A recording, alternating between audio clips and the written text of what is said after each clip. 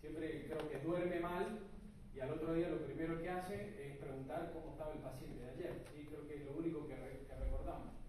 Y sí, yo me he dado cuenta que la mayoría de las complicaciones que vemos al otro día son porque la cagamos en el pre o en el intraoperatorio. Realmente uno tiene que darse cuenta, uno le puede echar la culpa a la documentadora, al residente, al circulante, a la visualización, pero en realidad son errores propio del cirujano, ¿sí? Que no tuvo la prevención. De nuevo, la escala del dolor, sí, leve, moderado, uno tiene que tener los conocimientos, los instrumentos y todo, siempre está el retinólogo amigo. Para lo severo hay que ser consciente, uno tiene que levantarse y dejar que venga el compañero para que nos solucione el problemita. Él siempre va a estar feliz de recibir esos casos. Yo creo que una de las complicaciones más frecuentes que vemos son esas bridas.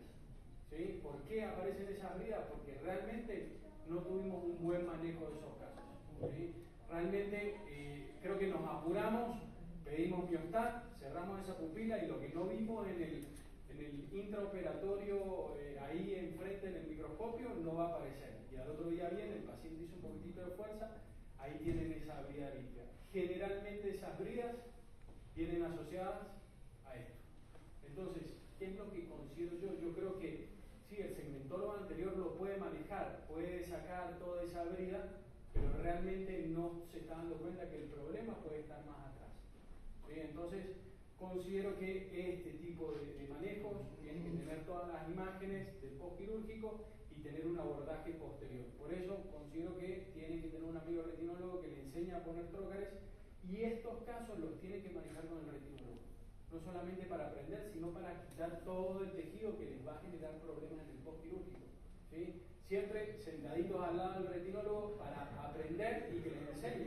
¿Sí? Yo hoy en día estoy haciendo la curva de vitrectomía y yo lo que hago, me siento, pongo los trócares y me levanto. Así, me siento, pongo trócares y me levanto. Me siento, pongo trócares, hago vitrectomía central, me levanto.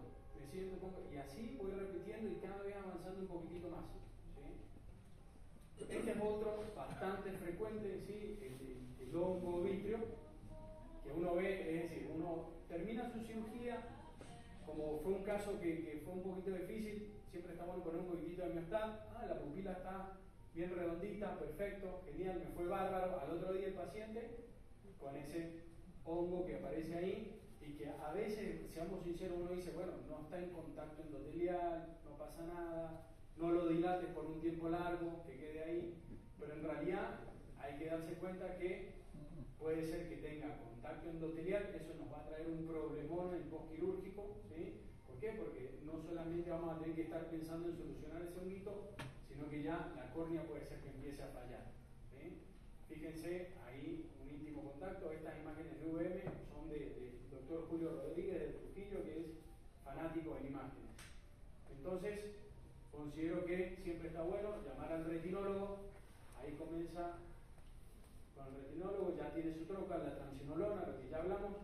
Este video lo puse para terminar de entender lo que hablábamos recién. Fíjense cómo tiene el honguito vítreo ahí, uno entra, fíjense cómo se tracciona de atrás, desde atrás, y uno termina de sacar todo ese hongo, sin tener que estar vía anterior traccionando y tironeando ese vítreo. ¿Sí? Mucho más sencillo, se limpia mucho mejor, más rápido. Estos casos en los que sí son cirugías complejas, que a veces a uno nos derivan, ¿por qué? Porque fue una cirugía complicada, se fue un poquito el iris, el lente está subluxado, entonces uno tiene que entrar y tratar de reposicionarlo, completando la vitrectomía, tratar de reposicionar el lente para que quede bien centrado. ¿Sí? Muchas veces cuando no ponemos el lente adecuado o quizá el lente no tiene el soporte necesario para quedarse ahí, el paciente al otro día tose, hace alguna fuerza, estreñimiento, se frota los ojos, lo que sea, y el lente aparece así. Cuando es en el postoperatorio inmediato, a veces uno le hace jugo pupilar y el lente se vuelve a posicionar. Pero después de un tiempo empiezan a aparecer las áreas de atrofias, bueno, uno ya tiene que pensar en reposicionarlo, cambiarlo. A veces colocamos lentes intraoculares que creemos que van a quedar perfectos, pero no nos damos cuenta que hay una ruptura capsular. El paciente acostado, el lente se veía fabuloso centrado. El paciente empezó a caminar, se bajó un poquito. ¿Sí? Entonces, forma formas de solucionar esto, hay un montón. Uno puede hacer, atrapar el óptica esta, tratar de recuperarla con una sutura prolene, pero muchas veces, uno decide explante, ¿sí? y cambiarlo por un lente de 3 piezas. Esta es una paciente que, me acuerdo, me llegó un amigo que vive en el sur, me la derivó porque la operaron en el sur, fue a consultar a un oftalmólogo que había operado a una amiga de ella para dejar de usar anteojos, hipermétrope de 3 dioptrías, ¿sí? Le colocaron su lente intraocular, incisión temporal, hicieron un puntito porque había hecho mucha fuerza. Entonces yo le digo a la paciente, le digo, ¿cuánto la cirugía duró? Un poquitito más. Me dice, sí, doctor, estuve como 40 minutos en la cirugía. Le digo, durante la cirugía usted sintió tac, tac, tac, tac. Sí, doctor, sentí más o menos ese ruido. Ah, bueno, entonces fue una cirugía complicada, ¿sí? Uno trata de dilatar la pupila, fíjense que quedan restos corticales, el lente estaba subluxado y tenía una rotura capsular en la zona temporal y el lente, como se había desplazado, quedó atrapado en el iris, por eso se levantaba el iris, y un montón de restos corticales. Entonces esta paciente ya la coordinamos con el retinólogo amigo que va a la clínica, el doctor Burstein, ya sabemos que va para vitrectomía, explante y buscar un nuevo lente en un segundo tiempo. Una paciente que iba para una facorefractiva. Por el tema por el apuro de poner el lente, de no hacer una vitrectomía posterior completa, esos son los resultados. Esta paciente comenzó con tindal, dolor, ojo rojo, crónico. Hasta ahora el nervio óptico está bien, pero mientras más tiempo tarde en operarse, más problemas va a tener. ¿Sí? Amigos retinólogos, ya hice la búsqueda de Google, hay muchos acá, entonces es solo cuestión que levanten la mano. Yo soy retinólogo, avísenme si necesitan ayuda. Yo siempre tengo, este es el doctor Santiago Morales, quien trató de decirme que haga retina, yo no le hacía caso porque estaba muy encasillado en el fellow de segmento. El doctor Randa Lulate me ayudó a manejar casos complejos, cirugías complejas del segmento anterior, mi profesor en fijaciones. Este es el doctor Rossi, Ávila Rossi, Oscar.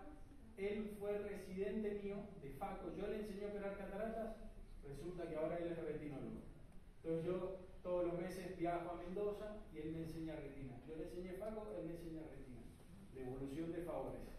Y el doctor Burstein, que es con el retinólogo que opero una vez al mes y tiene la paciencia para enseñar a un segmentólogo de lado oscuro.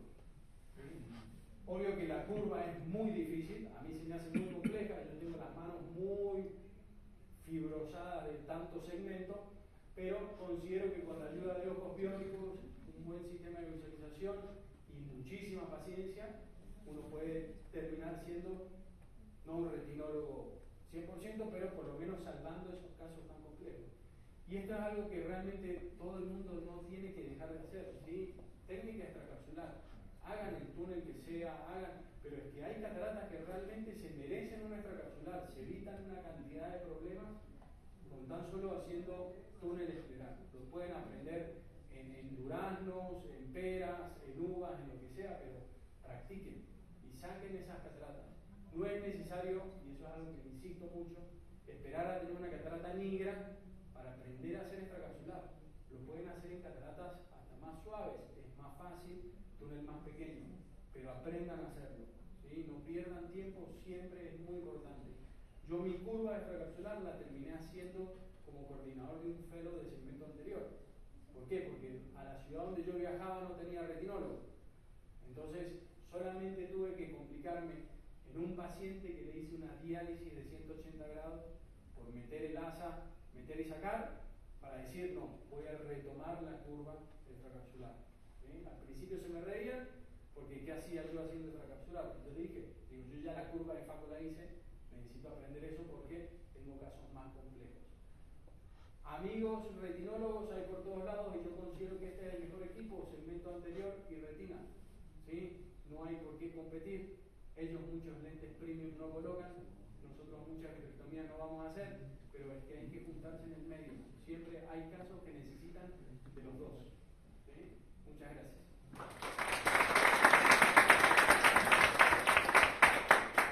Ya para terminar, tenemos al doctor Parra, a la doctora Parra.